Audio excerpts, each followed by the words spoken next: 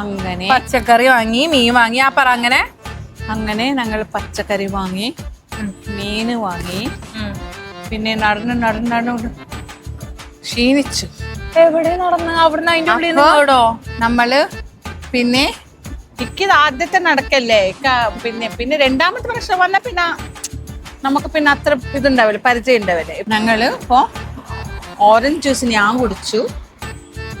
പിന്നെ ഇതിനെന്താ മോളെ എല്ലാം കോക്കോനട്ട് ജ്യൂസ് മോനിഷ കുടിക്കുന്നുണ്ട്. ഗൗരി വീഡിയോ എടുക്കുന്നുണ്ട്.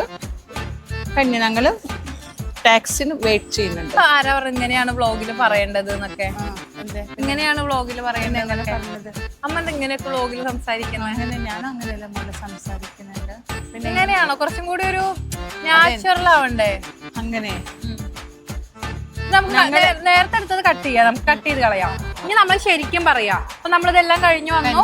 ഇനി അങ്ങനെ ഒരു നാച്ചുറൽ ആയിട്ട് പറയാം. നമ്മൾ പച്ചക്കറി ഫ്രൂട്ട്സ് അവിടെ മുതല് ഞങ്ങള് മീന് വാങ്ങി, പിന്നെ ഫ്രൂട്ട്സ് വാങ്ങി, പിന്നെ ഞങ്ങള് പിന്നെ എന്താ വാങ്ങി, വെജിറ്റബിൾ വാങ്ങി, ഒക്കെ വാങ്ങിയിട്ട്.